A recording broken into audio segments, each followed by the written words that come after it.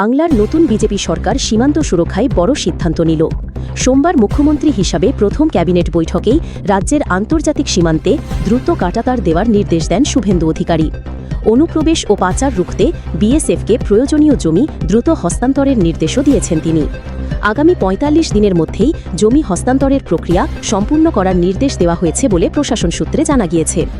এই ঘোষণার পর স্বস্তির নিঃশ্বাস ফেলেছেন দক্ষিণ দিনাজপুর জেলার সীমান্তবর্তী এলাকার বাসিন্দারা। জেলার হিলি, বালুরঘাট, তপন ও কুমারগঞ্জের বিস্তীর্ণ ভারত বাংলাদেশ সীমান্তের বহু অংশে এখনও স্থায়ী কাঁচাতার নেই।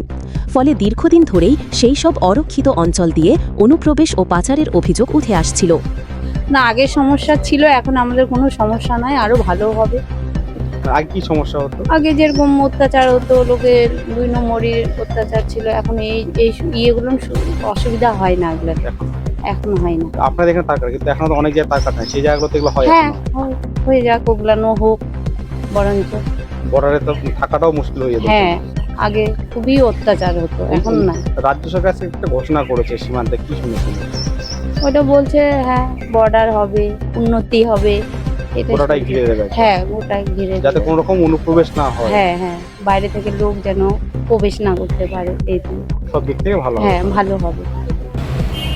আজকে আমরা যারা নবনির্বাচিত বিধায়ক, তাদের নিয়ে আমাদের মাননীয় মুখ্যমন্ত্রী এবং যে ৫ জন প্রার্থী নির্বাচিত বিধায়ক শপথ নিয়েছেন, তাদের সঙ্গে প্রশাসনিক বৈঠক ছিল। আমাদের জেলার যে জেলা সমাহর্তা, তিনি উপস্থিত ছিলেন এবং সেই সভায় সিদ্ধান্ত হয়েছে যে সমস্ত উন্নয়নমূলক কাজ এবং নির্বাচন ক্ষেত্রের যে সকল কাজ আছে সেগুলো বিধায়ককে দিয়েই শুরু করতে হবে। বিধায়কের সম্মতি নিয়ে এবং বিধায়কের সঙ্গে নিয়ে শুরু করতে হবে। তার সূচনা আজকে মাননীয় মুখ্যমন্ত্রী প্রশাসনিক যে জেলা সমাহর্তা তাদেরকে নির্দেশ দিয়ে দিয়েছেন এবং সেখানে আমাদের চিফ সেক্রেটারি, হোম সেক্রেটারি থেকে শুরু করে সমস্ত দপ্তরের সেক্রেটারিরা উপস্থিত ছিলেন। এর সঙ্গে বলে রাখি, আমাদের জেলা দক্ষিণ দিনাজপুর প্রান্তিক জেলা এবং সীমান্তবর্তী জেলা।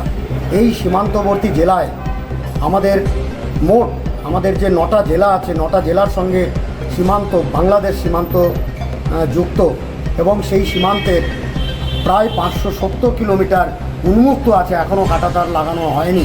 অর্থাৎ আমাদের যে তৃণমূল সরকার ছিল, সেই অপদার্থ তৃণমূল সরকার এই রোহিঙ্গাদের ভারতবর্ষে আনার জন্য এবং চোরাচালানকারীদের মদত দেবার জন্য সেই কাঁটাতারগুলো উন্মুক্ত রেখেছিলেন। জানা গিয়েছে, দক্ষিণ দিনাজপুর জেলার 3 দিক জুড়েই রয়েছে বাংলাদেশ সীমান্ত। প্রায় 252 কিলোমিটার দীর্ঘ এই সীমান্তের মধ্যে এখনও প্রায় 30 কিলোমিটার এলাকায় স্থায়ী কাঁটাতার হয়নি। বহু জায়গায় অস্থায়ী বেড়া দিয়েই সীমান্ত সুরক্ষার কাজ চালানো হচ্ছে। আর সেই সব এলাকাকেই পাচারকারীরা সফট টার্গেট হিসাবে ব্যবহার করত বলে অভিযোগ স্থানীয়দের। নতুন সরকারের এই সিদ্ধান্তে সীমান্তবর্তী এলাকার বাসিন্দাদের একাংশের আশা, দ্রুত কাঁটাতার নির্মাণ হলে অনুপ্রবেশ ও সীমান্ত পাচারের ঘটনা অনেকটাই কমবে।